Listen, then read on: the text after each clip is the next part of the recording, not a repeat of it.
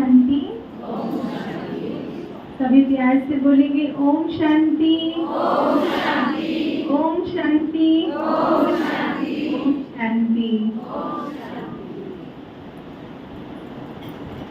प्यारे बाप दादा, हमारी आदरणीय सभी बड़ी दीदियाँ और ये बेहद का प्यारा ब्राह्मण परिवार, आज हम पहली बार महम सेंटर में आए हैं और बहुत ही खुशी हो रही है आप सबके बीच में आकर।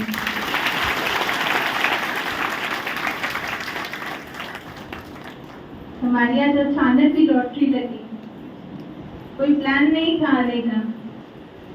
हमारे बड़े दीदी शफीक जी जो कुछ ही देर में आप सबके बीच में होंगे, जिनको सुनने के लिए आप सभी यहाँ एकत्रित हुए हैं।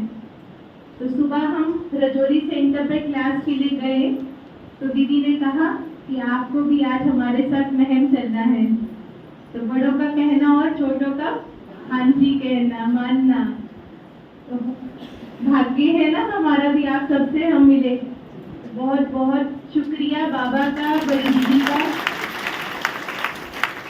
जो इतने बड़े बेहद परिवार के हमें आज दर्शन हुए। तो अभी अब हम सभी ने बाबा की मुरली सुनी है ना? क्या पॉइंट अच्छा लगा आज की मुरली में? वैसे तो सारी मुरली अच्छी थी, लेकिन विशेष क्या अच्छा लगा? स्व परिवर्तन से विश्व का परिवर्तन करना है। तो बाबा ने बोला परिवर्तन शक्ति चाहिए, है ना? परिवर्तन शक्ति चाहिए, लेकिन समय पर वो शक्ति काम में आए ये जरूरी है ना? समय पर आना जरूरी है। तो बात हो जाती है, हम गुस्सा कर लेते हैं, फिर बाद में सोचते हैं काश नहीं बोला होता है ना ऐसे? काश उस समय चुप कर गए होते तो लड़ाई नहीं होती, तो बात नहीं बिगड़ती। ऐसा होता है ना, सभी के साथ होता है ना कि जब घटना घट जाती है उसके बाद फिर बुद्धि में आता है कि काश ये नहीं किया होता। तो परिवर्तन शक्ति समय पर काम में आई, उसके लिए क्या करें? स्व परिवर्तन में क्या करें? एक जो बाबा ने लास्ट संडे की मुरली में कहा था, अपने स्टॉक फुल करो, है ना? शक्तियां भी फुल स्टॉक में होंगी तभी तो आएंगी, है ना? फुल स्टॉक हो। और क्या करें? कैसे आएगी शक्ति काम में? कैसे आएगी? मीठा बनना है, तो वो शक्ति, मीठा बनने की शक्ति भी समय पर। देखो मीठे सब हैं तो हम मीठे हैं तो बड़ी बात नहीं है। कोई कड़वा बोले और मैं मीठी बनूं, है ना? तो बात है। तो वो कब काम में आएगी? जब बहुत काल का अभ्यास होगा, है ना? बहुत काल से वो शक्ति को काम में लाने का अभ्यास होगा। तो जैसे हमारे जवान जो होते हैं, जो बॉर्डर पे होते हैं, वो कितना समय प्रैक्टिस करते हैं ना, है ना? लेकिन अगर एकदम युद्ध के समय उनको कहे कि आप अभी तलवार चलाओ, नहीं चला सकेंगे। बहुत समय की प्रैक्टिस चाहिए होती है। और एक तरीका शक्ति को बुलाने का, हमने अभी जब मधुबन में गए तो हमने सूरज भाई साहब की क्लास सुनी, तो उन्होंने बड़ा अच्छा तरीका बताया, फॉर्मूला बताया, और वो हमने खुद भी प्रैक्टिस करके देखा तो बहुत काम में आता है। उन्होंने बोला कि हम ऑलमाइटी अथॉरिटीशिप बाबा के बच्चे हैं, है ना? सर्वशक्तिमान के बच्चे कौन है? मास्टर सर्वशक्तिमान है। तो सर्वशक्तियों के मालिक हम जब हैं तो आप बस अपने सिंहासन पर, कौन सा सिंहासन? त्रिकुटी सिंहासन पर, मस्तक सिंहासन पर बस बैठ जाओ और बोलो परिवर्तन शक्ति आ जाओ। हाँ? बाबा परिवर्तन शक्ति को लाओ। तो कोई भी समस्या में अपने को मोल्ड करना मुश्किल नहीं लगेगा। हाँ? कोई भी परिस्थिति हो, चाहे सहन करने की शक्ति चाहिए, चाहे समाने की शक्ति चाहिए, चाहे परखने की शक्ति चाहिए, हर जगह परिवर्तन कर पाएंगे जब उस शक्ति का आवाहन करेंगे। ऐसे ही दूसरी समस्या हमारी क्या होती है, हमारा योग नहीं लगता। होता है किसी किसी को ऐसा, बाबा से योग नहीं लगता, बाकी तो सब बातें तो अच्छी लगती हैं और ध्यान भटक जाता है। प्यार तो बाबा से कितना है, कितना है, कितना बेहद प्यार है। हम एक एक बच्चे का बाबा से बेहद प्यार है और इसका सर्टिफिकेट तो बाबा ने भी दिया है हमें, कि स्नेह में तो हर एक बच्चा पास है, तो बाबा ने भी कहा है। लेकिन अब हमें उस याद को, प्यार को याद में परिवर्तन करना है, तो शक्ति चाहिए एकाग्रता की। मन भटक जाता है। अब जैसे क्लास में यहाँ बैठे थी, कई भाई बहनों का मन बाहर जाके फिर अंदर आता है ना, भटक जाता है। तो बाबा कहते हैं एकाग्रता की शक्ति चाहिए तो ध्यान लगेगा, तो ध्यान लगेगा। तो जब आप ध्यान में बैठो, अभी ध्यान कहाँ है, भोग की तरफ नहीं, बाबा की तरफ है ना। तो ध्यान में जब भी बैठो तो बाबा कहते एकाग्रता की शक्ति का आवाहन करो, एकाग्रता की शक्ति आ जाओ। व्यर्थ को समाप्त करने के लिए आवाहन करो, विस्तार को सार में करने की शक्ति आ जाओ, तो वो शक्ति आपके काम में आएगी और आप बहुत सहज ही वो कार्य को कर पाएंगे, है ना। तो ये फॉर्मूला हमें भी मिला, हमारी दिल हुई कि हम अपने भाई बहनों से भी शेयर करें। बाकी आज हम बड़ी दीदी से सुनने के लिए आए हैं विशेष, हमारी शक्ति दीदी। आप सभी पहले भी मिले, सभी जानते हैं ना शक्ति दीदी को, बस इतने लोग जानते हैं, सभी जानते हैं, सभी जानते हैं। तो वो हमारी शक्ति स्वरूपा माँ है, और उनसे ना सिर्फ सुनना, लेकिन बाबा के आदि रतन बड़े दीदियां जब हमारे बीच में आते हैं तो उनसे वो शक्ति की वाइब्रेशन दृष्टि, उनके वाइब्रेशन से पावर भी लेना। तो बहुत अच्छा, बहुत खुशी है कि आप सभी आज, मैं हमेशा चेतना दीदी और सुमन दीदी के फोन में जब वो फोटोज भेजते थे क्लास की, तो हम देखते थे और हम सोचते थे कैसी क्लास होगी, लेकिन आज प्रत्यक्ष में देखा तो देखो हाउसफुल है, पीछे तक सभी भाई बहन बैठे हैं, तो अपने लिए जोरदार ताली बजाएं।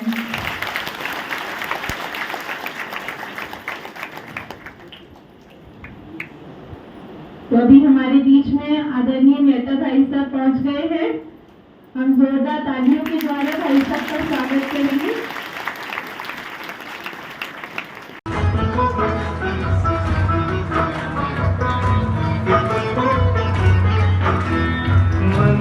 सजता मूरत से और अंबर जैसे तारों से, भारत माँ का सजा है आंगन परम पिता के प्यारों से।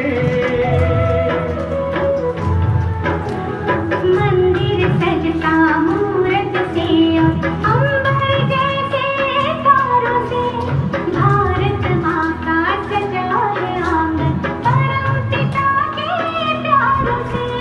स्वागत और सत्कार का मौसम, स्वागत और सत्कार का मौसम महका चिर बसंत है। आगमन से आपके आनंद ही आनंद है। शुभ स्वागतम, शुभ स्वागतम, शुभ स्वागतम, शुभ स्वागतम, शुभ स्वागतम, शुभ स्वागतम, शुभ स्वागतम, शुभ स्वागतम। बहुत बहुत शुक्रिया तुम्हारे घर में।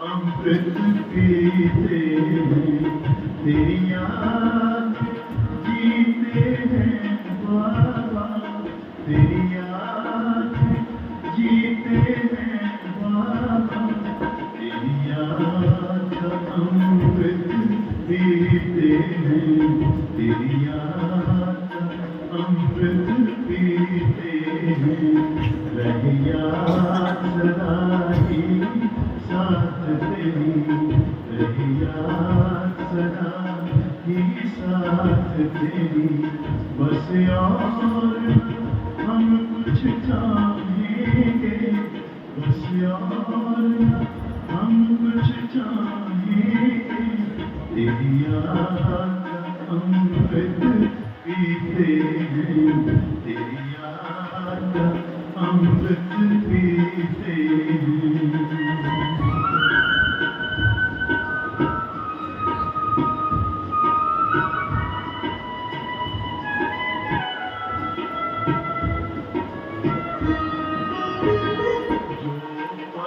बीते तेरी यादों में, जो पल बीते तेरी यादों में, वो पल अविनाशी होते हैं, वो पल अविनाशी होते हैं, हर पल को सफल बना देंगे, हर पल को सफल बना देंगे, तेरी याद कभी ना छोड़ेंगे, तेरी याद कभी ना छोड़ेंगे, तेरी याद का अमृत पीते हैं, तेरी याद का अमृत पीते हैं। दीदी से मिलते थे तो अच्छा लगता था और ये होता था कि एक बार तो जाना ही है। वैसे हर महीने जो मीटिंग होती है तो उसमें तो हर सेंटर पे जाना होता है, पर आज दीदी हमारे से में पक्का करा दी थी, आ गए हो तो ये नहीं है कि जब मीटिंग होगी तो नहीं आओगे, तो भी जाना है। लेकिन हाँ, संकल्प पहले से था और दीदी ने अचानक से बोला तो हाँ जी का पाठ। बाकी आके यहाँ बहुत अच्छा लगा और अभी कहीं योग का जो वाइब्रेशन वायुमंडल बना हुआ था वो भी बहुत अच्छा था। और अभी कहे कि वर्तमान समय में अभी 2-3 दिन की पहले की जो मुरली थी जिसमें बाबा ने विशेष एक संबंध के रूप में हमारे से बातचीत की थी, कौन सी थी याद है? अभी शायद 2 या 3 दिन ही हुए हैं, उससे ज्यादा नहीं, जिसमें बाबा ने विशेष रोने के लिए मना किया था और सारी मुरली किसी चीज के ऊपर थी, एक सजनी का जो संबंध रहे वो था। और अभी फिर बाबा ने अगले दिन कहा कि बाबा को कैसे पकड़ा या कितना पकड़ा है, तो हम सब ने चेकिंग की, कितना पकड़ा है बाबा को, बुद्धि से पकड़ा है या कैसे पकड़ा है? अच्छा, बाबा ने पकड़ा या हमने पकड़ा? पक्का? फिर कहीं जाने वाले तो है नहीं। जो दोनों दिन की लगातार की मुरली देखे तो एक डीप चेकिंग होगी जिसमें मैंने अपना कहा। अब उसमें सजनी रूप में तो चाहे भाई है चाहे बहनें हैं सब आ जाएंगे, तो एक गहराई से चेकिंग करे। जो उस दिन बाबा ने बार बार कहीं ना कहीं ये वायदा याद दिलाया कि बच्चे मैं साथ हूँ और साथ रहूंगा, जो वरदान भी था कि पहले भी उसके थे, अभी है और आगे भी रहेंगे।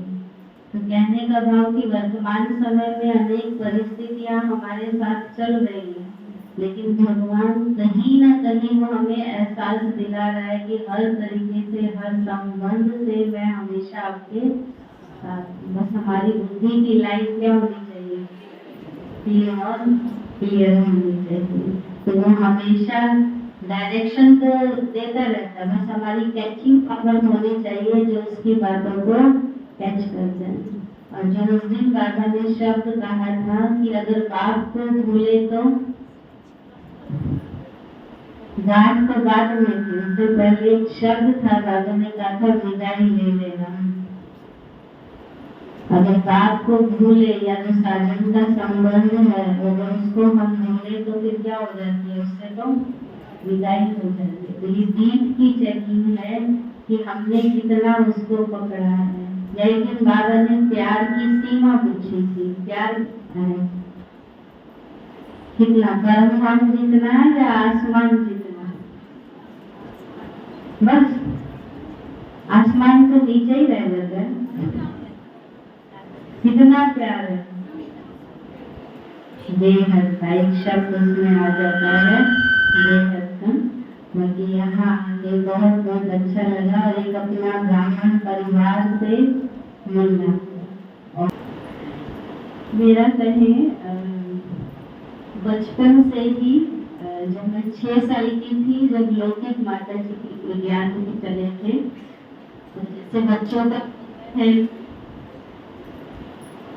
जैसे अब गांव में मैं भी लौकिक से माना मुंडा से हूँ, तो गांव में माताओं का होता है, मैं सेंटर गए तो बच्चों को लेके जाना ही जाना। हम लोगों को भोग खाने का बहुत शौक होता था, तो भोग के कारण सेंटर पर जाते थे।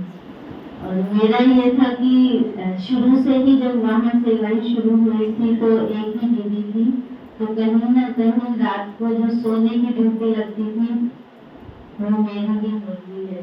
तो कई बार जो बाबा के शब्द आते हैं, ब्रह्मा बाबा के कि रास्ते चलते ब्राह्मण फंस गया, तो मेरा भी, मेरे को सेंटर पे रहते हुए भी 1 साल हो गया था।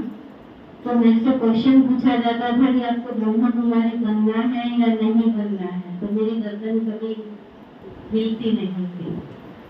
और दीदी का तो है ही कन्याओं से विशेष प्यार, तो दीदी जब भी आते थे तो दीदी भी हमेशा ये पूछते थे, हाँ क्या संकल्प है, क्या करना है, स्कूल टाइम में भी और उससे पहले भी।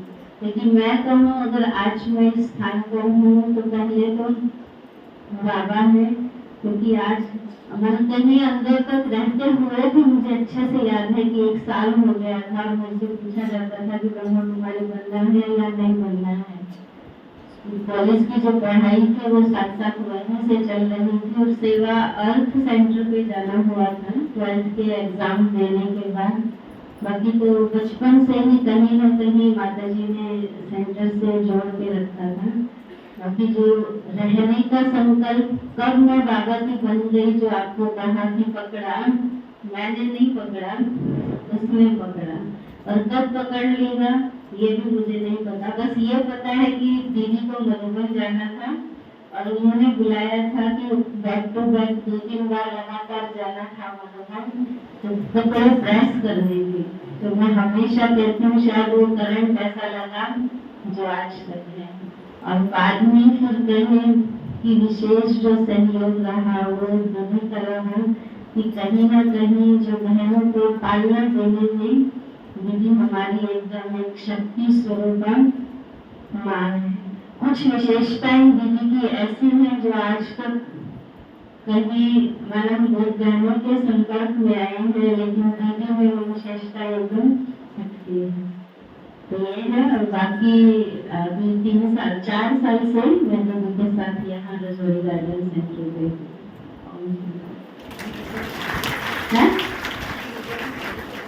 दीदी है तो रजोरी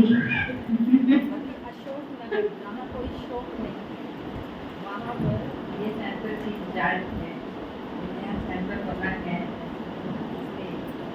55 सालों से वहाँ पर गीता पाठशाला रही है, जिस गीता पाठशाला से रजनी बहन जो जापान में है, संतोष बहन जो रसिया में है, लता बहन जो अमेरिका में है और कृष्णा बहन जो श्रीनगर थे, उस गीता पाठशाला से इतनी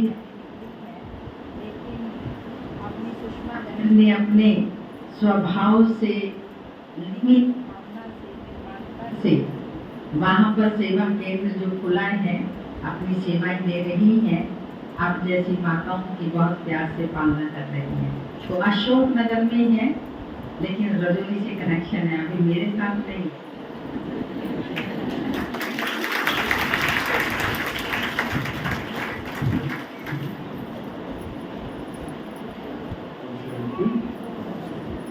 बहुत शुक्रिया दीदी जी का कि आपने अपना अनुभव सबके साथ शेयर किया।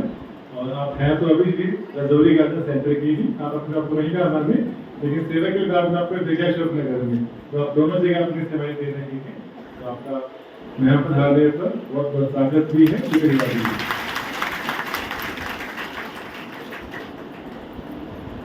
अभी दीदी जी के साथ आई है दिव्या बहन। दिव्या बहन पिछले 20 वर्षों से दिल्ली टैगोर गार्डन सेंटर पर रहकर अपनी सेवाएं दे रही हैं। आप भी रजौली गार्डन से जुड़े हुए हैं, लेकिन अभी टैगोर गार्डन में रहते हैं। दिव्या दीदी जी। ओम शांति। बड़ी दीदी और भाई साहब का बहुत बहुत धन्यवाद जो मुझे यहाँ लेकर आए हैं। पहली बार आई हूँ मैं। लौकिक में मैं बड़ौद से हूँ, आपका डिस्ट्रिक्ट है हमारा। 2002 में ज्ञान में निकली थी। 20 वर्षों से, मतलब 20 वर्ष हो गए ज्ञान में चलते हुए। टैगोर गार्डन को भी मुझे 10-11 महीने हुए हैं आए हुए। रजौली से ही हैं हम, शुरू से, बचपन से ही। और क्या शब्द बोलता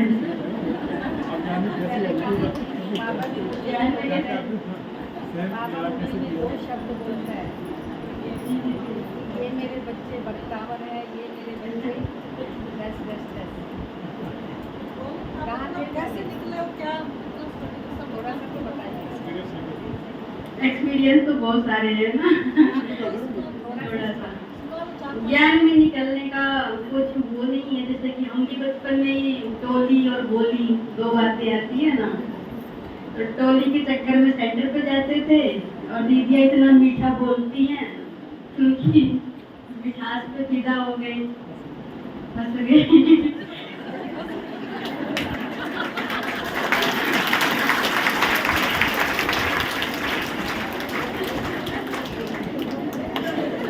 बाकी ज्ञान में चलाना, मतलब चलना कोई बड़ी बात नहीं है।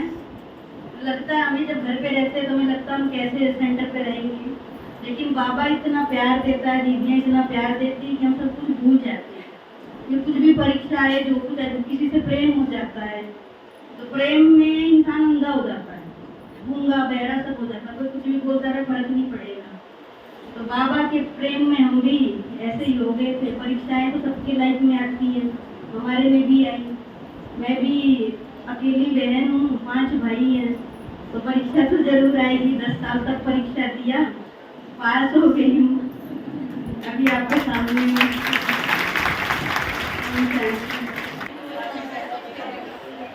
मेरे भाई, मैंने बचपन से ना घर से दूर रही हूँ, लखनऊ रहती थी। 6 साल की लखनऊ चली गई थी मैं, 12 साल की थी तब आई मैं घर पे। तो मेरे 2 भाई मुझे बहुत प्यार करते थे। तो जब मैं गांव में आई तो गांव की भाषा समझ में नहीं आती थी, तो बोलते थे सेंटर पे जाया कर, तो अच्छा रहेगा। तो सेंटर पे तो दीदियाँ अच्छे से बोलती हैं, हिंदी बोलती हैं। गांव में तो जाटों वाली है ना सारी, जाटी है हम भी, वैसे लोग।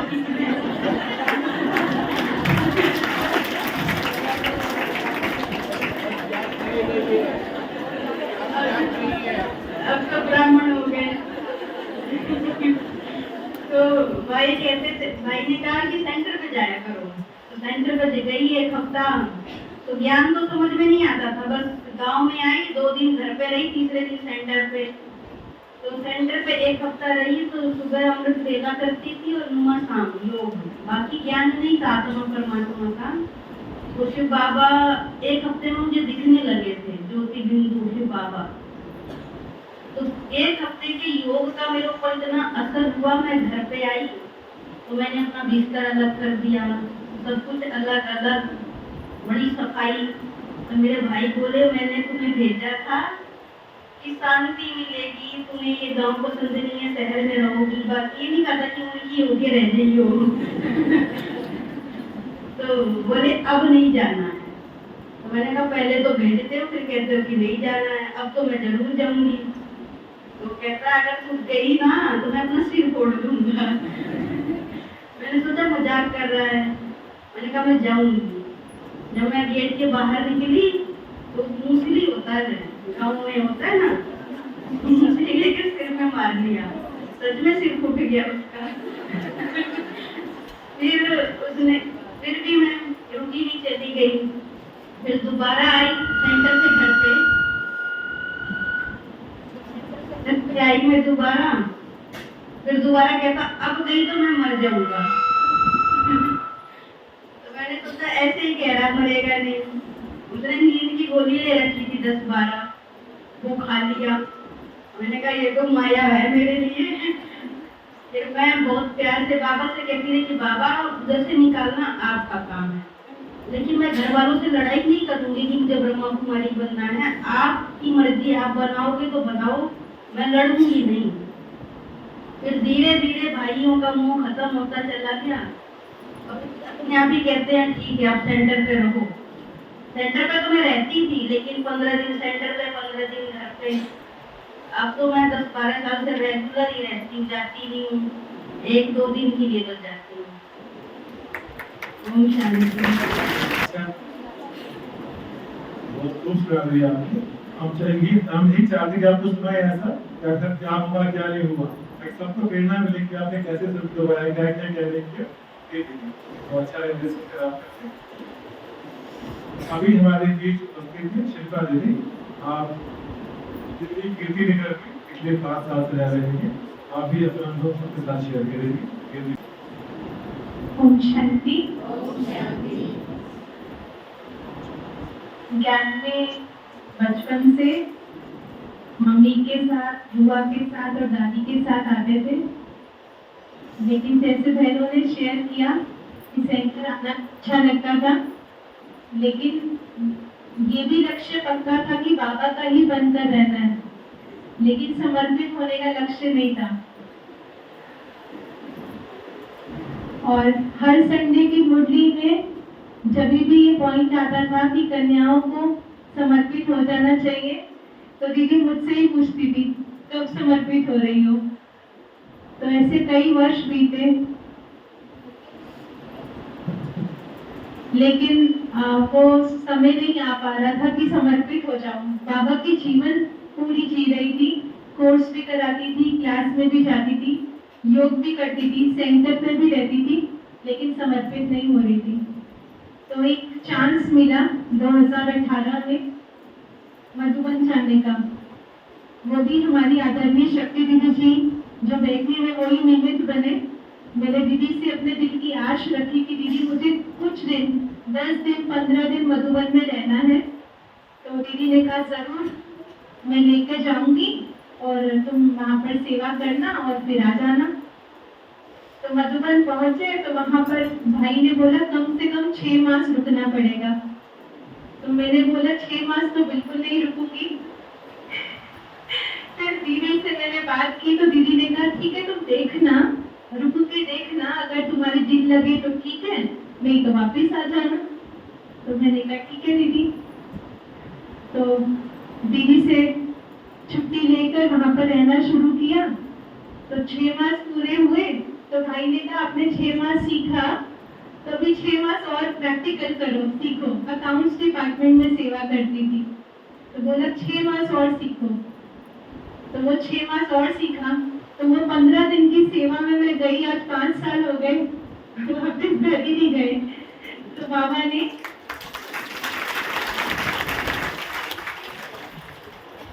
पहले मधुबन में सेवा 2.5 साल सेवा करने का चांस दिया।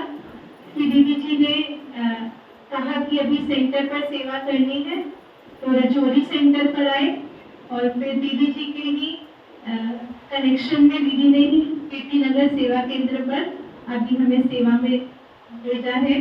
तो वहाँ पर भी अभी 2 साल होने वाले हैं।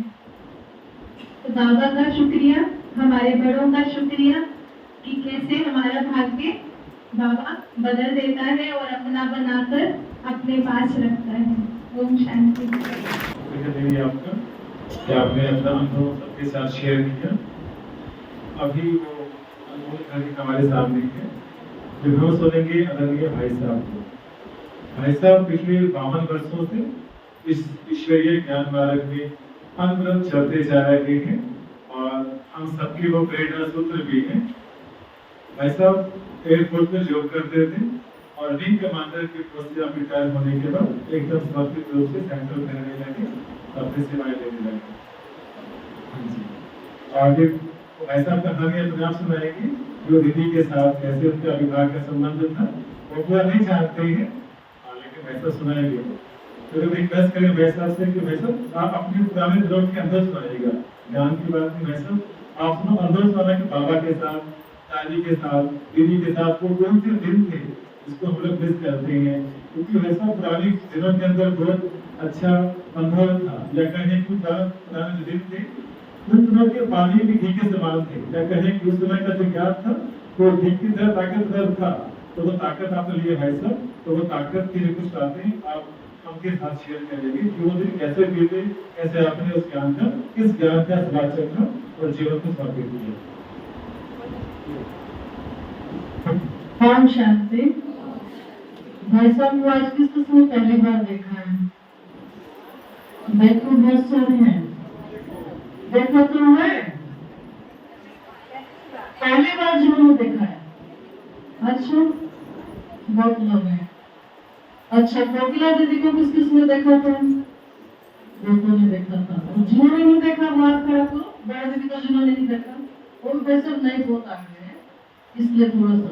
तो अपने जो बड़े दीदी थे कोकिला दीदी, जो अपने रोहतक सेंटर के इंचार्ज, और उनके ही छत्र छाया में ये सेंटर शुरू हुआ, उन्होंने भी ये बनवाया, सब कुछ दीदी के पालना से सब कुछ चला। तो अपने आदरणीय कोकिला दीदी जो थे उनके साथ भाई साहब का लौकिक में विवाह हुआ, शादी हुई। ठीक है, बंधन विवाह जिसको पागल कहते हैं, वो विवाह केवल बंधन छुड़वाने के लिए था लौकिक से, लेकिन श्रीमद प्रमाण शुरू से लेके आज दिन तक। तो भाई साहब अपना अनुभव खुद सुनाएंगे, कैसे बंधन से निकले, कैसे इनके पास भी लौकिक परिवार का तो था ही, परिवार यही चाहता था शादी हो जाए, दीदी का परिवार भी चाहता था शादी हो जाए। तो दोनों ने बंधन छुड़वाने के लिए बाहर से एक शादी का सीन था, लेकिन दोनों ने समर्पित होकर बाबा के घर सेवाएं की। तो वह सब सुनाएंगे। ओम शांति।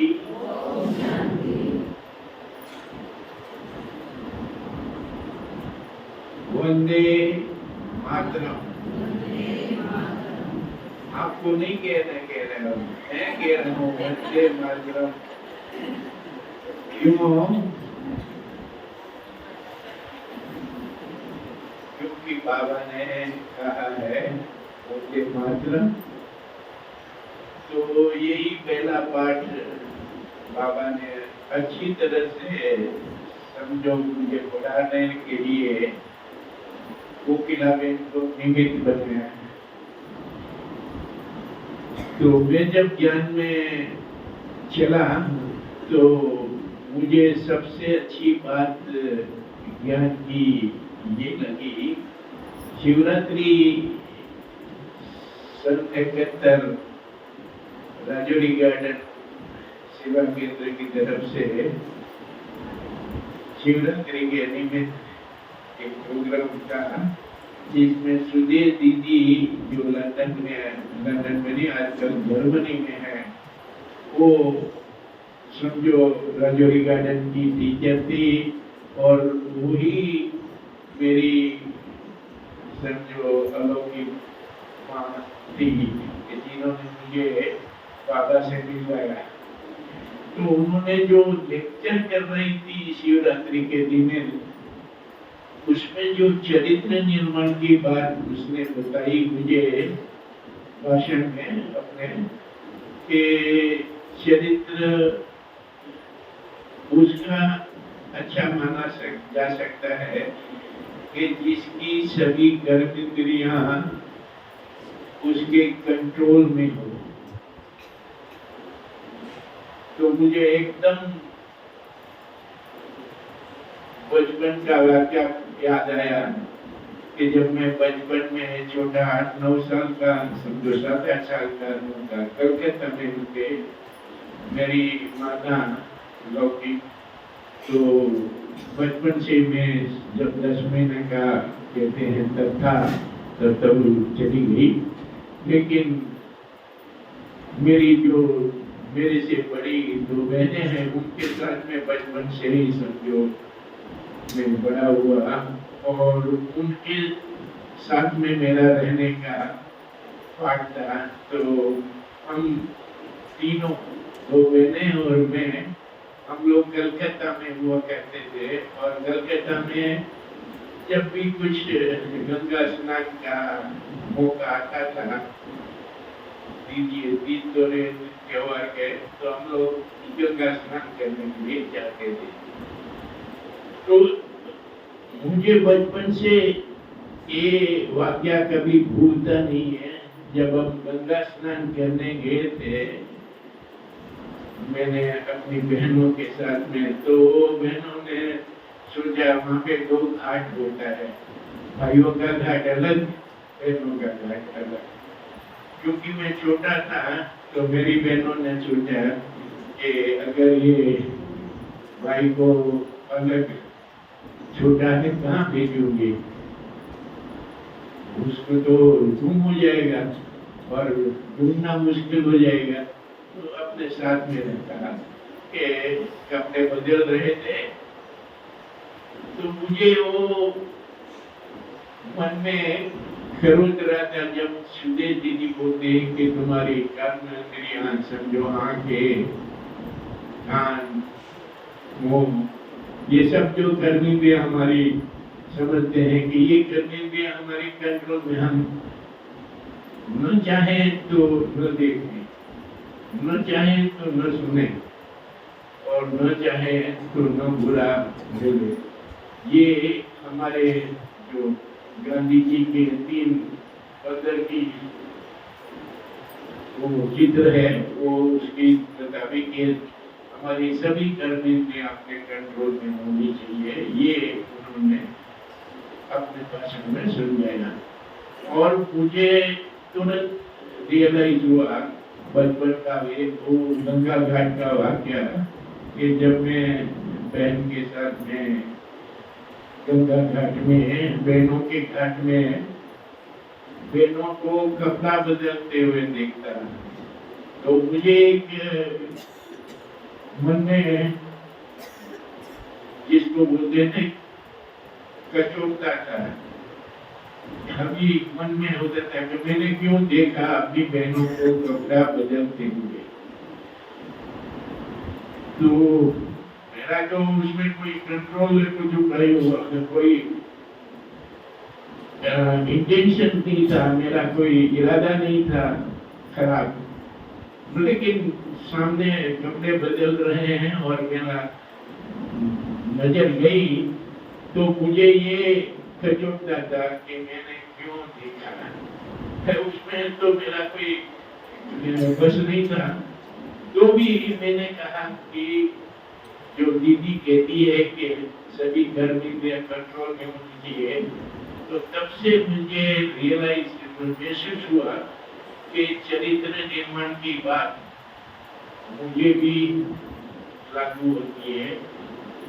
और अगर मैं अपना चरित्र अच्छा, जैसे स्कूल कॉलेज में जब स्कूल की लिविंग सर्टिफिकेट लेते थे, गुड सर्टिफिकेट तो मिला करता था स्कूल में कॉलेज में, तो मैंने समझा वो किसी कोई कैरेक्टर कहते हैं, ठीक है स्कूल कॉलेज में कोई हमने शरारत नहीं की तो हमारा सबसे चरित्र अच्छा है, ऐसे करके स्कूल वाले देते होंगे। मगर ये 2 बहन ने कहा दीदी ने, तब मुझे महसूस हुआ कि चरित्र तो बहुत गहरी चीज है। और मैं फिर जुड़ गया, मैं 7 दिन का कोर्स लिया। 7 दिन का कोर्स मेरा 1-2 महीना चला। और कारण क्या था कि मेरी सगाई हुई थी और बाबा ने जो प्यूरिटी की बात समझाई, वो प्यूरिटी की बात, ब्रह्मचर्य की बात मेरे मन में थोड़ी डर पैदा करती थी कि मैं कैसे ये दिखा पाऊंगा, क्योंकि मेरी तो सगाई हुई है और मेरे तो शादी होने वाली है। तो मैंने दीदी से कहा कि मेरे लिए तो कोई बात नहीं है, मगर मैं वो बहन वो जो कोकिला बहन है जिसके साथ में मेरा संबंध हुआ है, उनको मैं कैसे समझाऊं? वो तो नहीं ज्ञान में है और वो तो नहीं समझेगी। तो नहीं बोले, तो बाद में गोल मोटोल करके दीदी ने ऐसे कहने लगे कि बेटा भाई छोड़ो ये लफड़ा। उन्होंने शब्द यूज किया कि ये लफड़ा में अगर आप जाओगे और समझो आप कहोगे पूछोगे कि भाई ये पवित्रता मानोगे तो अपनी शादी करने के लिए आंखें देगी, और न कुछ माना है तो फिर तुम आप क्या करोगे? फंस जाओगे। तो मेरा शिष्य के मानना था कि उनका कोई दोष नहीं, उनको तो पता ही नहीं है कि प्यूरिटी क्या होती है, और मैं वो प्यूरिटी का लेके मन ही मन करके और उनको कह दूं कि भाई मैं आपके साथ में सगाई नहीं करूंगा, सगाई तोड़ दूंगा, शादी नहीं करूंगा। मैंने दीदी को कहा कि मेरा मन ये नहीं मानता। वो लोग अफ्रीका में थे, तो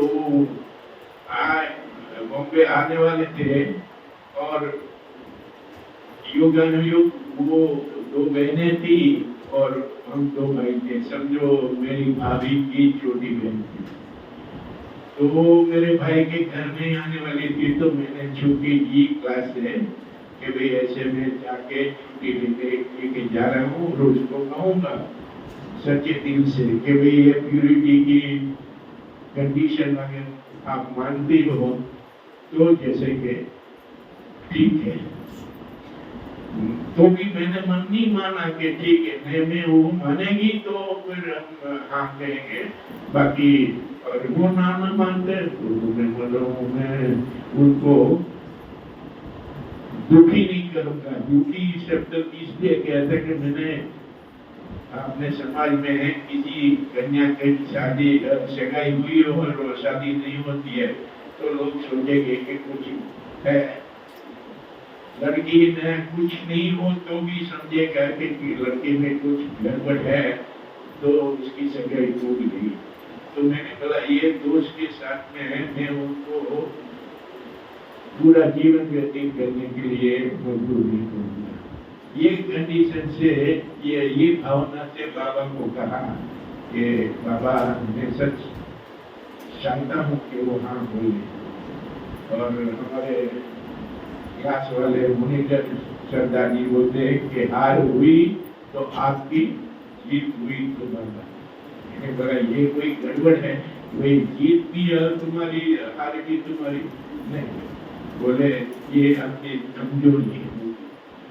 मैंने जाके सच्चे दिल से वो कहा और उन्होंने मान लिया। मुझे ये कभी भूलता नहीं है कि जब उन्होंने बॉम्बे में चौपाटी के ऊपर उन्होंने जब बात सुनी और हाँ बोला तो उनकी आंखों में एक छोटा सा आंसू था। आंसू मैंने समझा कि वो उनकी अंदर की खुशी की कि ऐसे भी कोई होता है कि पूरा अपना जीवन दे और देह का जो सुख के लिए शादी करते हैं और वो न मिले तो भी ये मेरी जिम्मेदारी देने के लिए तैयार है। तो चलो ऐसे करके मैं एयरपोर्ट में था तो उन्होंने 8-9 महीना लग गया परमिशन दिए थे और तब तक में मेरे बाबा का पक्का बच्चा बन गया। और 8-9 महीने के बाद में मुझे परमिशन मिली डिफेंस मिनिस्टर से, क्योंकि मैं ऑफिसर था तो मुझे परमिशन शादी के लिए चाहिए थी। तो 8-9 महीना हो गया और तब शादी की। तो शादी करने से पहले अब एक बात से मैं मिला कि बाबा मेरी ऐसी सगाई हुई है और मुझे ऐसे शादी करनी है, तो उसके लिए आप बाबा परमिशन दो। तो बाबा बोलते हैं कि बच्चे अगर तो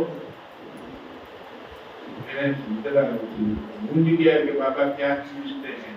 अगर मैंने परमिशन या जिसको मैंने कुछ शब्दों में कहा कि बाबा हमने आशीर्वाद आपके लिए आए हैं, बाबा आशीर्वाद तो भगत मानते हैं, तुम तो बच्चे हो, बच्चे परमिशन नहीं मानते, आशीर्वाद नहीं मानते हैं। बच्चे के साथ में तो बाप हमेशा है ही, लेकिन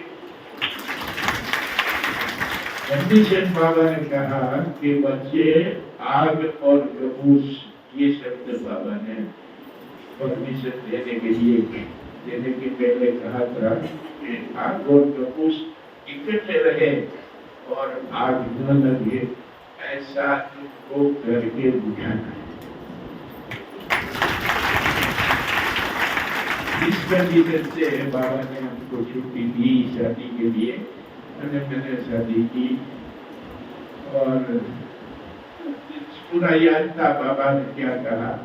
और आगे समय शादी के बाद में आते समय रमेश भाई वहाँ पे मुंबई में, रमेश भाई उषा के नाम सुना होगा, कितने ने अकाउंट्स के रमेश भाई उषा का नाम सुना है। वो हमारे समझो आदर्श थे कि उन्होंने हमको भोजन लंच के लिए बुलाया था और मैंने लंच के अंदर तो रमेश भाई ने कहा कि बेटा भाई आप वापस ही कैसे जा रहे हो। मैंने बोला इमरजेंसी में मुझे छुट्टी शादी की 7 दिन की मिली है, तो मैंने बस शादी करके दूसरे दिन जाना है। तो बोले आप जाने से पहले मधुबन होके जाओ, तो मैंने ट्रेन का सफर जो है डायरेक्ट बॉम्बे दिल्ली के बदले में बॉम्बे वाया अहमदाबाद करके एक दिन मधुबन होके जाओ, तो मैंने बोला ये हो सकता है। तो ऐसे फौरन उसने हमारा उसका जो वारंट है। और फिर शरीर की खुराक जो है वो आपका व्यायाम और भोजन है। तो अगर हम आत्मा को सुबह सुबह 1 घंटा भोजन दे देंगे तो जो भोजन की खुराक है वो कम दिखाएंगे तो भी काम चलेगा, लेकिन अध्यात्म की खुराक जो है वो अति आवश्यक है। तो मैं परमपिता परमात्मा से हर रोज सोचे पहले जाके सोती हूँ कि प्रभु मुझे जरूर उठाना। मैं किसी दिन गलती से सोई रह जाऊँ तो आप मुझे जरूर उठाना। तो रात को जो संकल्प लेते हैं वो संकल्प अगर हम हर रोज 20 दिन तक एक ही संकल्प रोज बोलेंगे तो 21वें दिन वो संकल्प परिभूत होके आपके पास आ जाएगा और आपको वो जो है आपका नजर आएगा आप लोगों को। तो मेरी माताएं बहनें जितनी भी हैं पारिवारिक जीवन में हैं, और मैं ऐसा मानती हूँ कि जो सबसे कठिन जो है परिवार में रहकर अध्यात्म करना सबसे डिफिकल्ट है, क्योंकि अध्यात्म करना एक बहुत बड़ी परीक्षा है, लेकिन परिवार में रहकर अध्यात्म करना ये दुगना काम करना होता है। तो जितनी माताएं बहनें आई हुई हैं, भाई आए हुए हैं, इनके ऊपर बहुत जिम्मेवारी होती है परिवार की, और सबके परिवार में कुछ ना कुछ प्रभु ने हमारे कर्मों के हिसाब से सुख दुख दिए होते हैं। दुख तो सबके पास आते हैं, बड़ा आदमी हो छोटा हो, किसी को गरीबी से तंगी है, किसी को शरीर से तंगी है, किसी को किसी पारिवारिक प्रॉब्लम से दिक्कत है।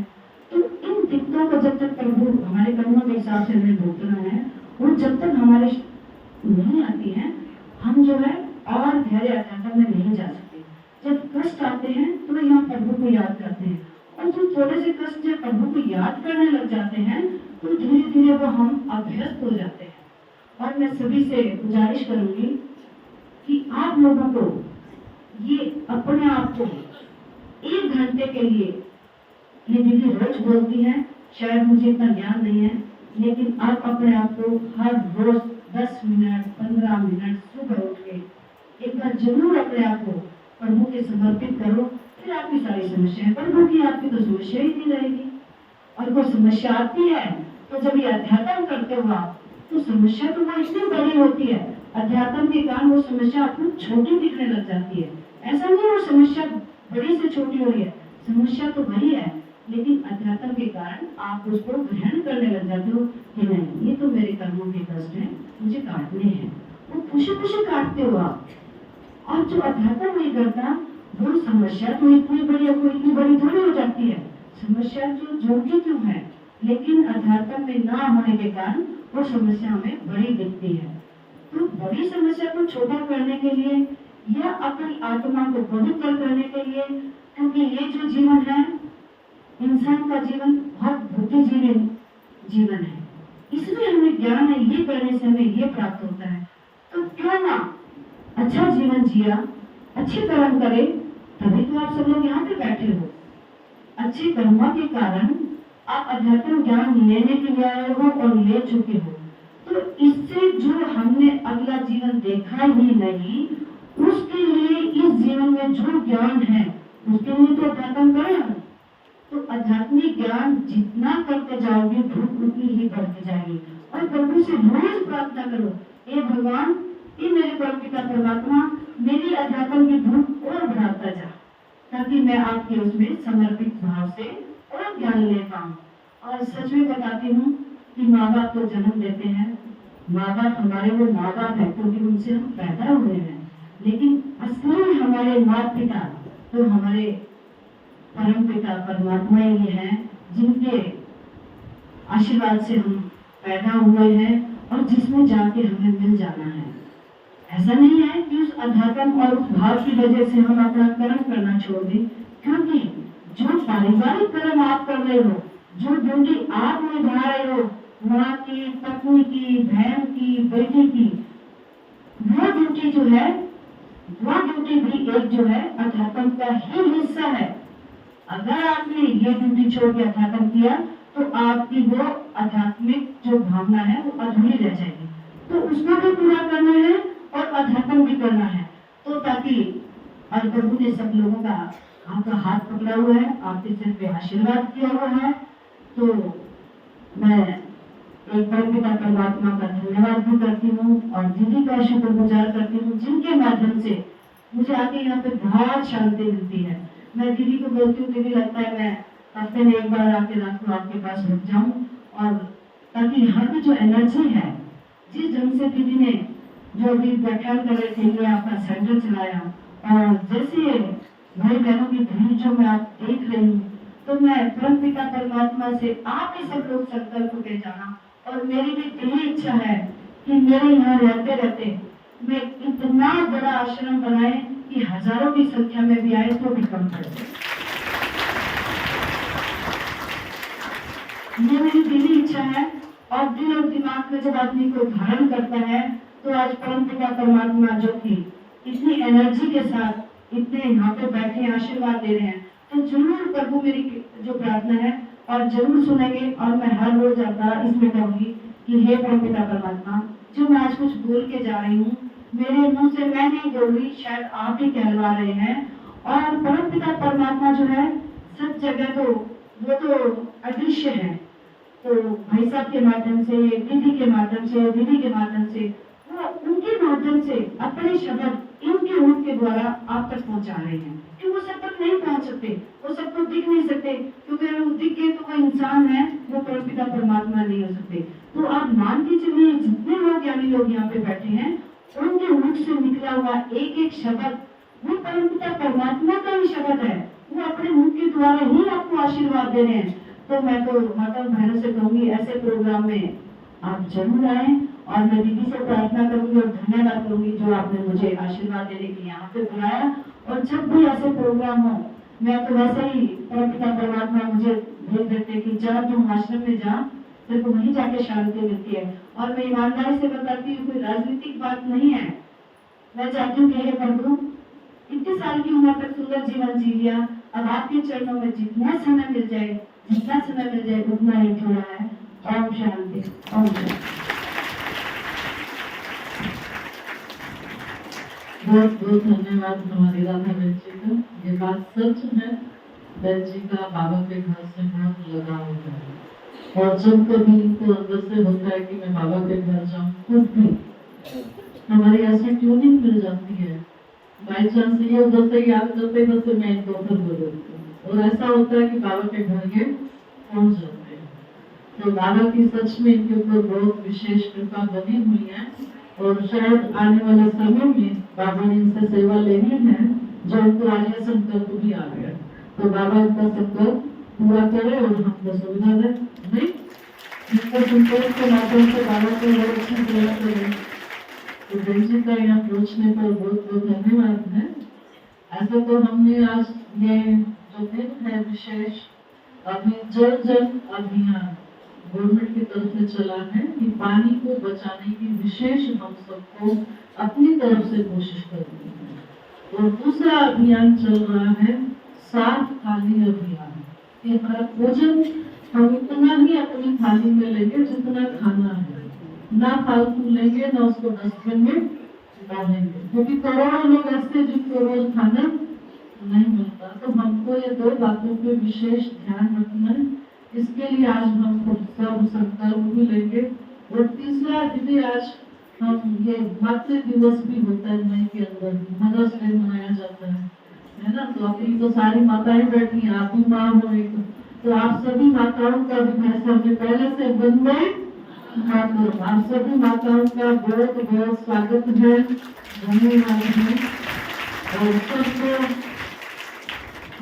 आप सब ने वो रचना रची है जो संसार के अंदर आपका भी नाम रोशन होता रहे और आप बाबा का नाम रोशन करते रहे। अपने आदरणीय शक्ति निवेदन करेंगे कि उनके हम सबके लिए जो भी आज समय अनुसार वरदानी ग्रहण है और बहुत लंबे समय के बाद अभी आज हमारे बीच पहुंचे। मैं समझती हूँ जब अपनी गुजरात दादी ने शहर छोड़ा था तो हम क्या जोड़ पे आए थे, उसके बाद अभी आया तो 21 पूरा गया और 22 और अब जाके आए। तो दीदी का बहुत लंबे समय के बाद हम सबको सुनने का मौका मिला है। तो आदरणीय दीदी जी, जो भी आपके मन में हम सबके प्रति भाव है, हम सब अपने झोले खोल के रखेंगे, ज्ञान रतन बोलते जाएंगे और हम सब भरपूर होते जाएंगे। ओम शांति, ओम शांति, ओम शांति, ओम शांति, ओम शांति, ओम शांति।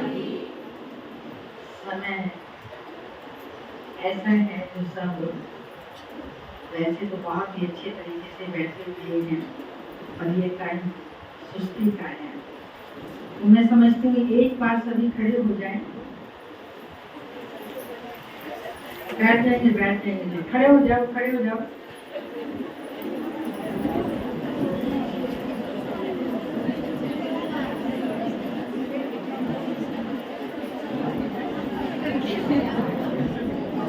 आप सभी अपने लिए बोलेंगे वंदे मातरम, वंदे मातरम, वंदे मातरम, वंदे मातरम, वंदे मातरम, वंदे मातरम। बैठ जाइए।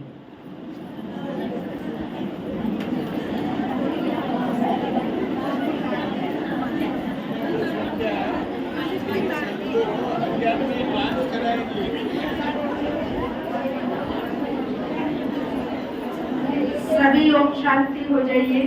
जैसे आप डीप साइलेंस में बैठे थे, सभी ऐसे ही बैठ जाइए। भाई साहब ने सबसे पहले कंट्रोलिंग पावर, रूलिंग पावर, क्योंकि हम सभी यहाँ पर राजयोगी बैठे हैं, राजऋषि बैठे हैं, सहज योगी बैठे हैं, ज्ञानी तो आत्माएं, योगी तो आत्माएं। तो योग अर्थात कंट्रोलिंग पावर, रूलिंग पावर, राज्यों के द्वारा हम सबके अंदर नियंत्रण आता है। सबसे पहले सूक्ष्म इंद्रियां हमारी मन, बुद्धि और संस्कार। तो मन मनमना भाव है, बुद्धि योग सदा बाबा से लगा रहता है, और संस्कार हमारे वो संस्कार हैं जो इस संसार को परिवर्तन करेंगे। क्योंकि शिव बाबा राज्यों द्वारा सबसे पहले संस्कारों का ही परिवर्तन कराता है, और जब तक संस्कारों का परिवर्तन नहीं हुआ है तो संसार का परिवर्तन नहीं हो सकता। और बाबा नई दुनिया, स्वर्ग, बरिश, पैराडाइज, वैकुंठ की स्थापना कर रहा है, उसके लिए ही हम सबको तैयार कर रहा है। और उसमें भी विशेष बाबा ने माताओं, कन्याओं के ऊपर ज्ञान का कलश रखा है, अर्थात सारी जिम्मेवारी विश्व परिवर्तन की माताओं को दी है, कन्याओं को दी है। बहुत सुंदर अभी राधा बहन जी कह रही थी कि आप सभी समाज में रहते हैं, सामाजिक प्राणी हैं, परिवार में रहते हैं। जो रचना आपने रची है उस रचना को आप संभालते हैं, और ऐसे रचना को संभालते हुए, परिवार को संभालते हुए, संसार में रहते हुए संस्कार परिवर्तन करना ये बड़ा मुश्किल है। आध्यात्मिकता को अपने जीवन में लाना बड़ा मुश्किल है। बात बिल्कुल सही है। जिन ऋषि मुनियों ने कहा उस परम पिता परमात्मा के लिए नेति नेति, हम उसे नहीं जानते, हम नहीं पहचानते, लेकिन इन भोली भोली माताओं ने, कन्याओं ने जो वो पढ़ाई जो आज के जीवन में आज की युवा पीढ़ी पढ़ रही है, इतनी पढ़ाई पढ़ रही है, लेकिन ये माताएं जिन्होंने कुछ संसार का पढ़ा नहीं, ना शास्त्र पढ़े, ना कोई वेद पढ़े, ना उपनिषद पढ़े, कोई होगी जिन्होंने पढ़ा होगा, और वो पढ़ाई भी कोई माताएं होंगी जिन्होंने पढ़ी होगी, लेकिन उस परम पिता परमात्मा को, जिसको ज्ञान का सागर कहा जाता है, शांति का सागर कहा जाता है, जिसको त्रिकालदर्शी, त्रिनेत्री, नॉलेजफुल, उस परम पिता परमात्मा की नजर किसके ऊपर पड़े? किसके ऊपर पड़े? नशे से कहो हमारे ऊपर पड़े। उस परमात्मा ने करोड़ों मनुष्य आत्माएं, चाहे साइंटिस्ट हैं, शास्त्रवादी हैं, श्री श्री 108 कहलाने वाले हैं, उन्होंने इस परमात्मा को नहीं पहचाना, उन्होंने ऊपर परमात्मा की नजर नहीं पड़ी, लेकिन आप माताओं ने उस परमात्मा को ना केवल पहचाना, उस परमात्मा की नजर ना केवल आपके ऊपर पड़ी, लेकिन उस परम पिता परमात्मा ने आपको अपना बना लिया। बना लिया नहीं बना लिया, आपने सर्व संबंधों से उस परम पिता परमात्मा को अपना बना लिया।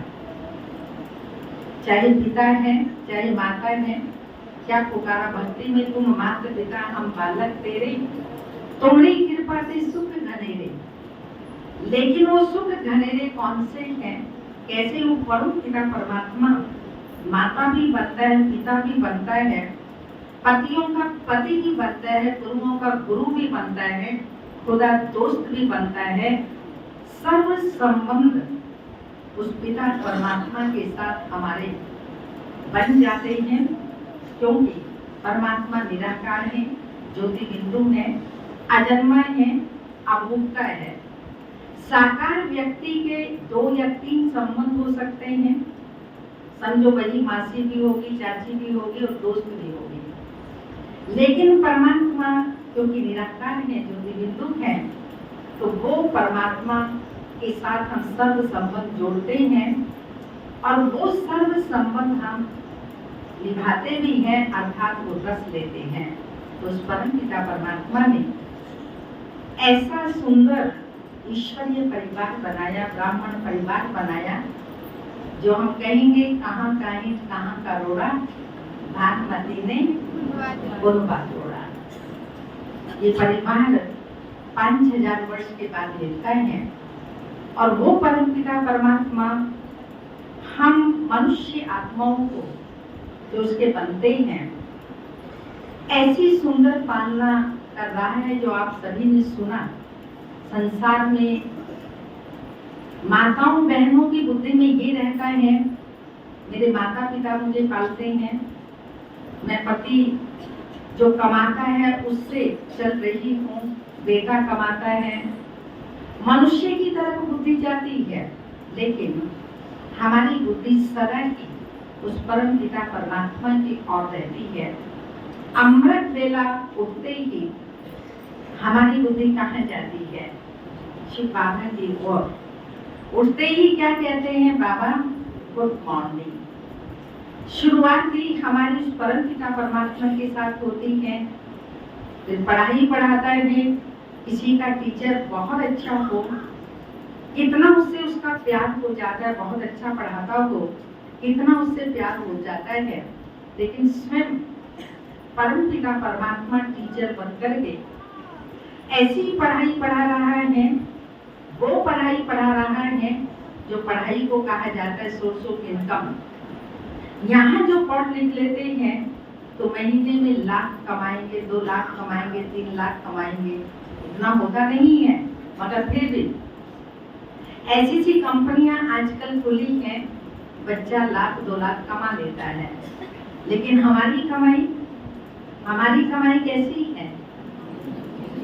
वर्तमान में तो कमाई है ही है, मगर भविष्य 21 जन्मों के लिए ऐसी कमाई को परम पिता परमात्मा टीचर बनकर के करा रहा है जो वहां पर कोई भी किसी भी प्रकार की चिंता नहीं होगी।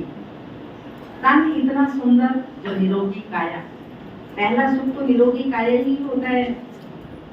तो कोई भी प्रकार का 2500 वर्ष तक रोग नहीं होगा। और मन इतना शक्तिशाली जो हम विश्व के मालिक होंगे। एक भारत खंड होगा मगर हम सारे विश्व के मालिक होंगे।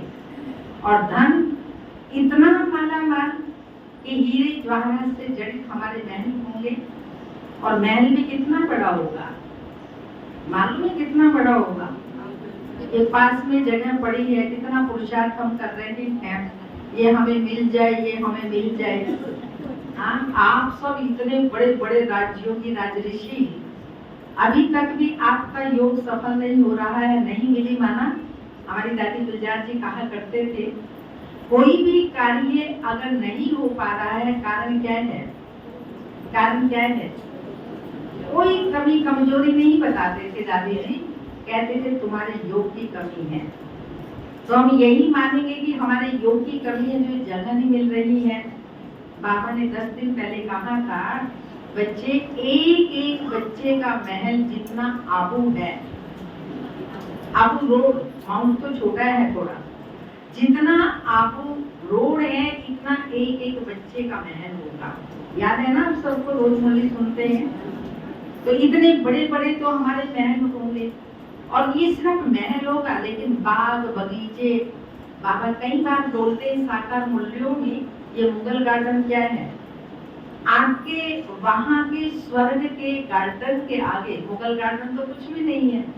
तो इतने बड़े बड़े गार्डन होंगे और जन बाल गोपाल इतने सुंदर होंगे, हमारे आज्ञाकारी होंगे, हर बात को मानेंगे। तो तन भी, मन भी, धन भी और जन भी 2500 वर्ष तक जो हमें कोई किसी प्रकार की चिंता नहीं होगी। और वर्तमान में बाबा ने बेफिक्र बादशाह, निश्चिंत, कोई भी प्रकार की चिंता है आपको? है कोई प्रकार की चिंता? बता दीजिएगा, अगर चिंता है तो बाबा को बता देंगे। तो यहाँ बाबा ने बेफिक्र बादशाह बना दिया, बिन कोड़ी बादशाह बना दिया। तो ऐसे बाबा हम बच्चों को टीचर बनकर के पढ़ाई पढ़ा रहा है। और सतगुरु जिसके हम श्रीमत पर भी चलते हैं, और जिस सतगुरु से रोज हम वरदान प्राप्त करते हैं। लौकिक में गुरु एक मंत्र देगा और क्या कहेगा? ये मंत्र किसी को बताना नहीं, उसको भी नहीं बताना, किसी को नहीं बताना, आपके लिए मंत्र है। पर सतगुरु बाबा जो वरदान देते हैं, जो मंत्र देते हैं, पहला मंत्र कौन सा है? ओम शांति। यही मंत्र है ना। ओम शांति माना ओम अर्थात मैं आत्मा, और मुझे आत्मा का स्वधर्म शांति है। मैं आत्मा परम धाम शांति धाम से आई हूँ। आत्मा का गुण शांति है, आत्मा का स्वरूप शांति है, आत्मा का पिता शांति का सागर है। पहला मंत्र ये है। और दूसरा मंत्र कौन सा दिया? मन बना भाव। तीसरा मंत्र दिया मध्य जी भाव। और क्या कहते हैं बाबा? सदगुरु बाबा क्या कहता है? बच्चे जन जन को मंत्र देना है, सभी को ये मंत्र देना है, मन बना भाव। मन बना भाव अर्थात हमारे मन की भावनाएं हर आत्मा के प्रति सदा शुभ हो, शुभ भावना, शुभ कामना, दुआएं देने की भावना, सुख देने की भावना, और सबसे बड़ी भावना है आत्मिक भावना, जो बाबा रोज बच्चों को ये पाठ पढ़ाता है। तुम आत्मा को ये सदा स्मृति रखो, मैं भी आत्मा, जिसके साथ व्यवहार में आते हैं, कर्म में आते हैं, जिसको भी आप देखते हो आत्मिक दृष्टि से देखो। तो ये आत्मिक भावना जब हमारे अंदर आती है और सदा ही स्मृति रहती है, तो स्वतः ही जो बाबा ने आज कहा है कि आप बच्चे बाबा की पालना में पढ़ रहे हैं, और ये श्रीमत पर चल करके सत्युगी दैवी सृष्टि की स्थापना कर रहे हैं, तो आपकी स्मृति से ही समर्थ अर्थात शक्तिशाली बनते जाती है। तो दुनिया में जो कहते हैं मुश्किल है, लेकिन यहाँ बाबा ये सब जो ज्ञान की बातें वरदान के रूप में बच्चों को देते हैं, जो महावाक्य रोज सुनाते हैं, जब हमारी धारणा में आते हैं तो ऐसी धारणा बन जाती है जो बात समान बनते जाते हैं, क्योंकि बाबा ज्ञान का सागर है, सर्वशक्तिमान है। शिव बाबा वो शक्ति हम आत्माओं को देता है जो हम घर परिवार में रह करके ये बुद्धि में रखते हैं कि ये मेरा नहीं है। जो भक्ति में हमने गाया, तन भी तेरा, मन भी तेरा, धन भी तेरा, जन भी तेरा, तेरा तुझको अर्पण क्या लागे मेरा। आरती में केवल गाया, लेकिन सारा दिन हमने क्या कहा? मेरा पति, मेरे बच्चे, मेरा घर, मेरा मेरा मेरा मेरा मेरा।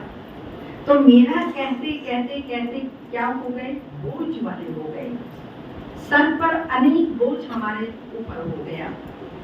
और यहाँ पर आरती नहीं गाते, भक्ति नहीं करते, पूजा नहीं करते, लेकिन बुद्धि में हमेशा ये रहता है सब कुछ तेरा है। दृष्टि होकर के रहते हैं, दृष्टि होकर के नहीं। दृष्टि माना बोझ और दृष्टि माना हल्के। जब बुद्धि में ये रहता है सब कुछ बाबा का है, तन भी मेरा नहीं, मन भी मेरा नहीं, धन भी मेरा नहीं, जन भी मेरा नहीं, तो तेरा कहने वाले, समझने वाले, जीवन में ये बात धारण करने वाले तैरते हैं, क्योंकि हम हल्के हो जाते हैं, हमारे ऊपर कोई बोझ नहीं होता है। तो जब हल्के रहते हैं, लाइट रहते हैं, तो स्वतः ही हमारे अंदर में जो मोटे मोटे रूप में काम, क्रोध, लोभ, मोह, अहंकार, वो तो छोड़ देते हैं, लेकिन कहीं ना कोई प्रकार से आलस्य, अलबेलापन, लापरवाही, छोटे मोटे रूप में ईर्ष्या, द्वेष, बदले की भावना, जो अंश मात्र भी हमारे अंदर आ जाता है। अंश अगर है तो वंश भी आ जाएगा और आगे वो बढ़ेगा। तो वो सब खत्म हम कैसे करते हैं? बाबा की याद से और तेरा तेरा कहने से। क्योंकि जब तेरा कह दिया तो हमें कोई चिंता ही नहीं है, एकदम निश्चिंत हो जाते हैं, बेटी का बादशाह हो जाते हैं, बाबा का सब कुछ है। जैसे अब हम देख रहे हैं, आज समझो हमारी चेतना बहन है, सुमन बहन है, यहाँ है, तो ये दोनों ना, हाँ, ये दोनों ही निमित्त बाबा ने बनाया है ना।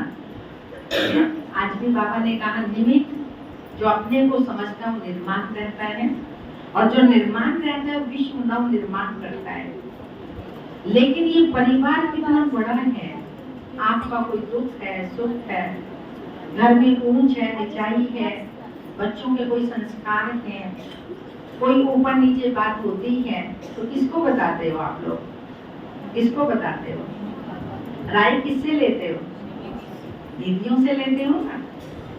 तो ये दीदियां हर रोज, आज किसी का जन्मदिन है, बर्थडे है, आज किसी की शादी है, आज किसी की एनिवर्सरी है, आज किसी का कोई ना कोई कहीं ना कहीं बाहर में जाना होता है, शरीर छोड़ते हैं, तो ये सब करने वाली आपके पास आने वाली कौन है? बहनें ही है ना।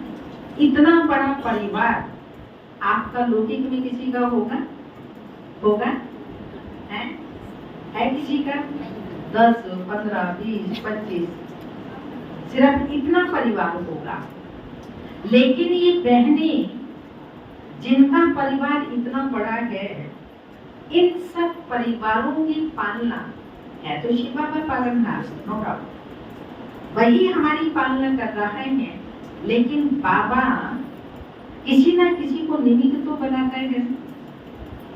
तो इनको कभी भी किसी से भी मोह नहीं होता है, क्योंकि कोई भी घर परिवार में परिस्थिति आती है, परीक्षाएं आती हैं, कोई जीता है, मरता है, ये बातें आती हैं। तो जो अभी सबसे पहले बहन बता रही थी सुषमा बहन जी, कि रोना नहीं है, तो बाबा ने हम सबको ये पक्का करा दिया, और इन बहनों ने आप सबको ये पक्का करा दिया, कुछ भी हो जाए, कैसी भी परिस्थिति आ जाए, कोई शरीर भी छोड़ दे, लेकिन तब भी रोना नहीं।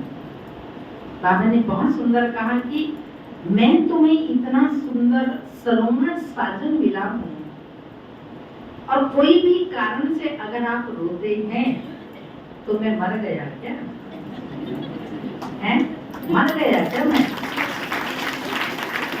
तो पापा कहते हैं अम्मा मरे हलवा खाओ, दीदी मरे हलवा खाओ, तो ये तो तालियां बजा रही है इसलिए क्योंकि हमारे को ऐसा पति मिला है। कैसा? ना तो कभी मरता है ना मारता है। वो पति अगर ऐसा वैसा मिल जाए, ड्रिंक करता है या कुछ ऐसा उसके अंदर ऐप है, तो मारता तो होगा ना। किसने पति की मार खाई? कौन कौन मारते हैं ऐसे हैं? जरा हाथ तो खड़ा करो, ये देखो। शर्म नहीं करना, हाथ खड़ा कर देना, भाई साहब कह रहे हैं। तो ये पति ऐसा मिला है जो न मरता है न मारता है। ऐसा पतियों का पति, गुरुओं का गुरु, बापों का बाप हमको मिला है, सर्वसम्मति जो मैंने कहा। तो कभी भी कोई भी परिस्थिति में हम रोते नहीं हैं, रोना नहीं आता, उसका कारण यही है कि सब कुछ बाबा का है।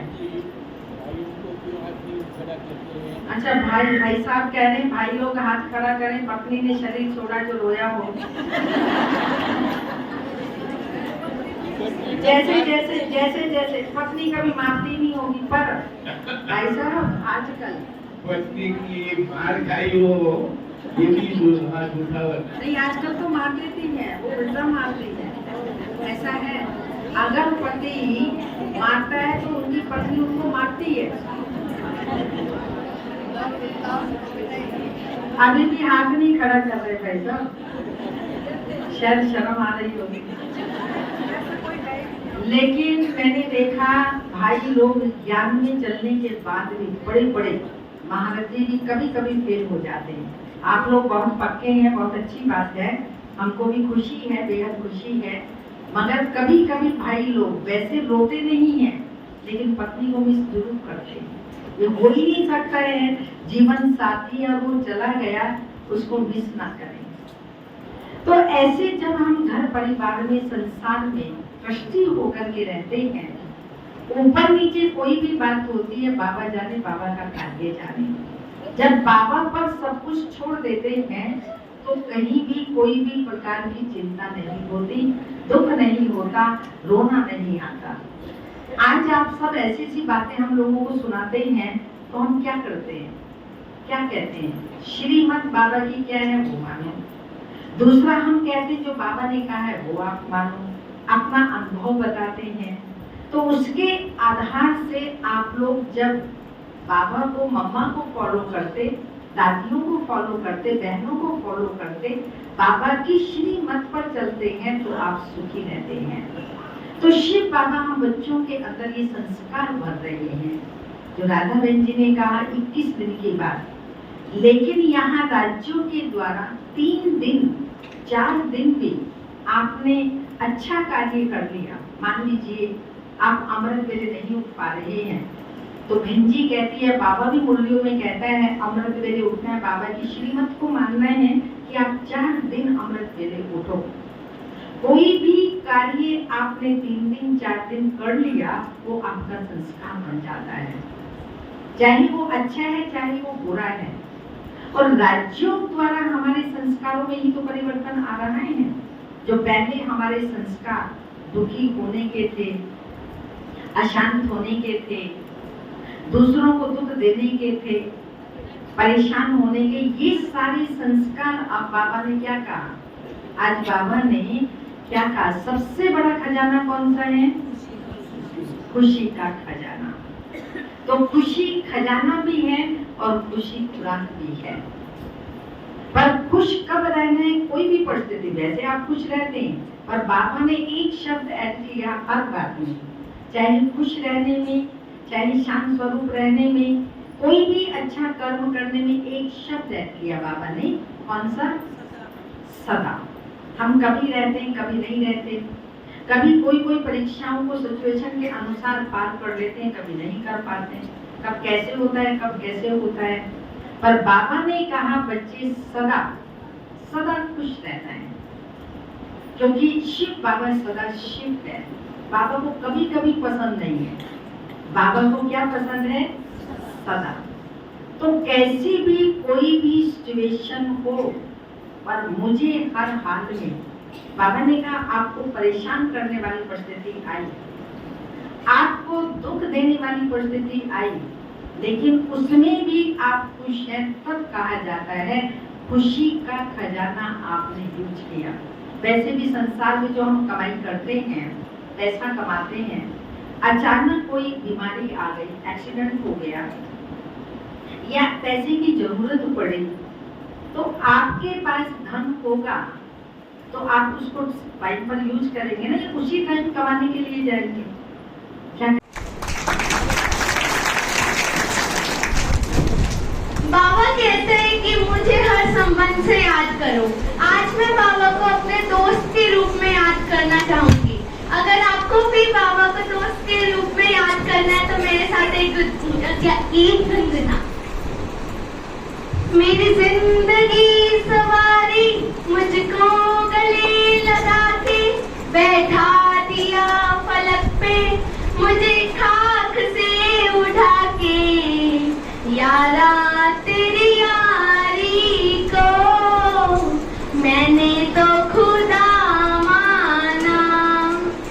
मेरी जिंदगी सवारी मुझको गले लगा के, बैठा दिया फलक पे मुझे खाक से उठा के, यारा तेरी यारी को मैंने तो खुदा माना।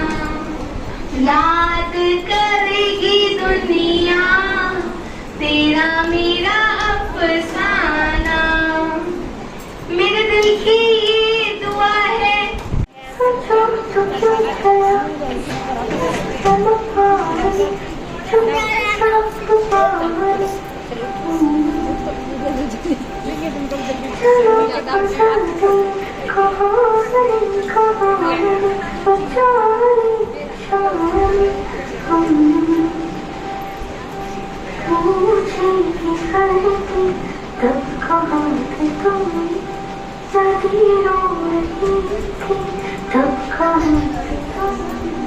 स्वच्छता और पानी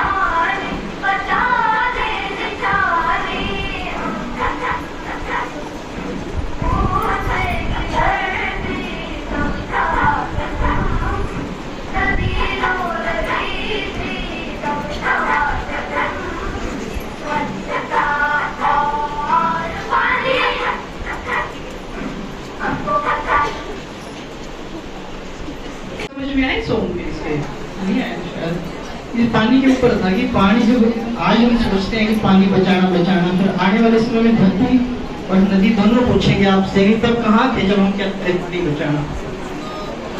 और दूसरा एक और मैं अपने डिपार्टमेंट से ही बता देता हूँ पानी से रिलेटेड। जो किसान भाई हैं, 1 किलो धान उगाने में 2500 लीटर पानी यूज होता है। 1 किलो धान उगाने में 2500 लीटर पानी यूज होता है जो हम धान उगाते हैं। तो सरकार की एक स्कीम है पानी बचाने के लिए, धान की सीधी बिजाई। किसान भाई है जो जानते भी हैं, धान की सीधी बिजाई कर सकते हैं। दूसरा क्या है, धान के अलावा जो दूसरी फसल है ज्वार और उसकी जगह बाजरा, उसके ऊपर गवर्नमेंट 7000 रुपये सब्सिडी भी देती है। तो ये दोनों चीज अपना के पानी बचाया जा सकता है। ब्रह्मा बाबा ने कितना अपना तन मन धन सब लगाया, ऐसे भाई साहब ने भी देखो, आपने सुना ना, ब्रह्मा बाबा की जीवनी सुनी हुई है ना, तो ऐसे हमारे मेहता भाई की भी जीवनी आपने सुन ली, शॉर्ट में सुन ली, सुनी ना सबने।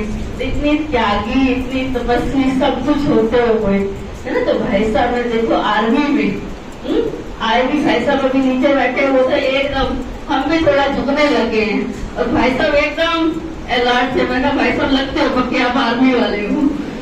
आज भी भाई साहब कितनी एज हो गई, लेकिन भाई साहब आज भी देखा दीदी कि भाई साहब आपको आना है, तो भाई साहब क्या हल्का सा कहा बेटी कल देखूंगा, जैसे दीदी ने आपको बताया। तो आज सवेरे अमृत वेला कर रही थी, क्योंकि मेरा भाई साहब से पता नहीं किसी जन्म का क्या संबंध रहा हुआ है। भाई साहब से मेरा बहुत दिल से प्यार है और मुझे ऐसा लगता है कि जैसे ब्रह्मा बाबा हमारे बीच आए हैं, क्योंकि मैं जब इनको देखती हूँ तो मुझे उनकी रिफ्लेक्शन भाई साहब के अंदर दिखती है और अंदर से इतना प्यार, इतना वो लगता है कि नहीं, अगर दीदी आ रहे हैं तो भाई साहब स्पेशल तो आ नहीं सकते, तो दीदी के साथ भाई साहब जरूर आए। तो सवेरे अमृत वेला कर रही थी तो विशेष बाबा को कहा कि बाबा भाई साहब को जरूर सेंटर पे लाने का मन है, आप इनको तंदुरुस्त रखना ताकि भाई साहब हमारे पास आ सके।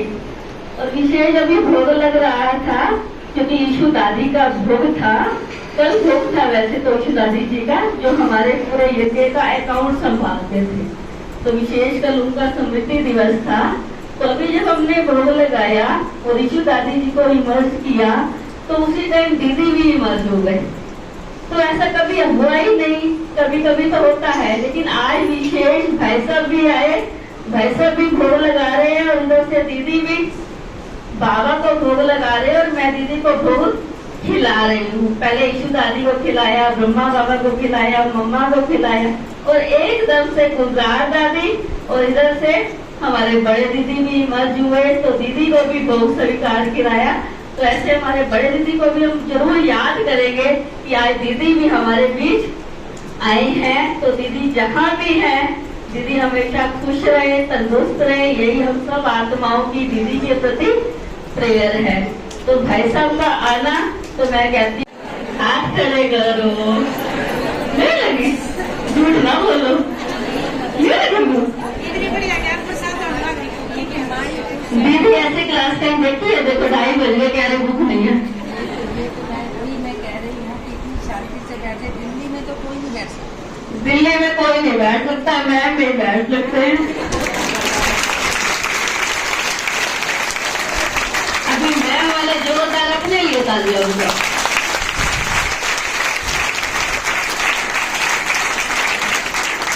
आज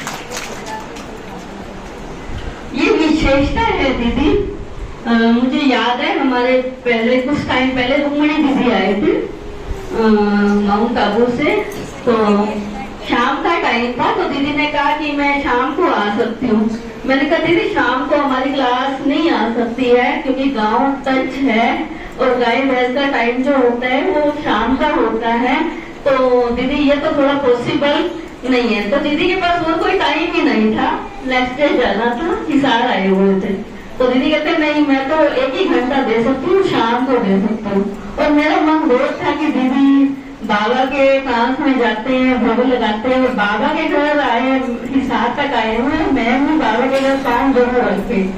तो मैंने दीदी बुलाया और सब गाँव वालों को मैसेज दिया, सब गाँव वाले टाइम से पहले पहुँच गए। और 8 बज गए थे दीदी, सारे जो के त्यों बैठे थे, किसी को अपनी गाय भैंस नहीं याद आई। तो ऐसे कहेंगे जो बाबा मुरली में कहता है ना कि दे सही दे के सब संबंध छोड़ मुझ बाप को याद करो, वो मैम में आपको देखने को मिलेगा।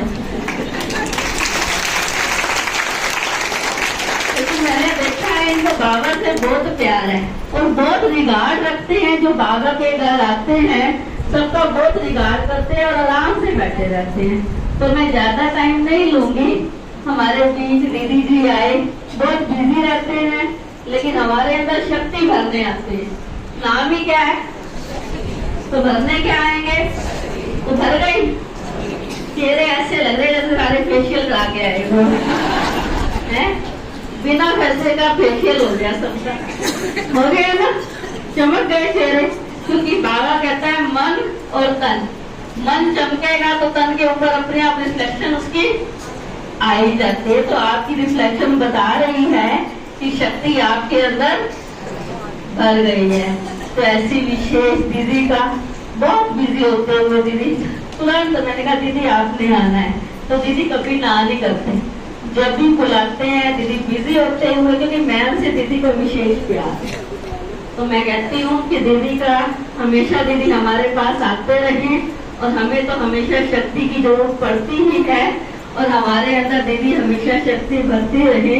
ऐसे शक्ति दीदी का बहुत बहुत दिल से शुक्रिया है।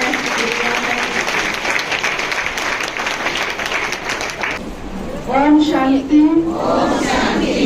मैं शपथ लेती हूँ जल बेशकीमती खजाने का विवेक से उपयोग करूंगी। जल को बर्बाद न करते हुए उसकी सेविंग करूंगी। मैं प्रतिज्ञा करती हूँ अपने परिवार मित्रों पड़ोसियों को भी जल का भक्ति युक्त प्रयोग करना सिखाऊंगी। मैं स्वयं आत्मनिर्भर बनकर गाँव का पानी गाँव में, खेत का पानी खेत में रखने का हर संभव प्रयास करूंगी। मैं शुभ चिंतन द्वारा धरती को शक्तिशाली बनाकर जल का यथार्थ उपयोग करूंगी। सात्विक अन्न उगाने में जल बचाओ का प्रतिज्ञा कराऊंगी। ओम शांति। आपका योग का फल मिल रहा है आपको, है ना। तो आए देखो हम बहुत लकी है। मैं तो अपने आप को बहुत लकी मानती हूँ। तो जोरी जब भी जाती हूँ मैं ब्रह्मा बाबा के साथ खाना खा के आती हूँ। इसे लगती तो कौन होगा, भाई साहब कभी भी अपने ना भूख नहीं है तो भाई साहब कहेंगे नहीं खाना खा के जाओ, है ना। तो बाबा भी कभी किसी को खाली नहीं भेजते थे, ऐसे हमारे भाई जी भी कभी नहीं भेजते। तो आप बहुत लकी हैं जो भाई साहब के हमको दर्शन करने को मिले। तो सभी मुझे क्लास करने के लिए तैयार हुए। आप लोगों का तो अच्छा ही होगा।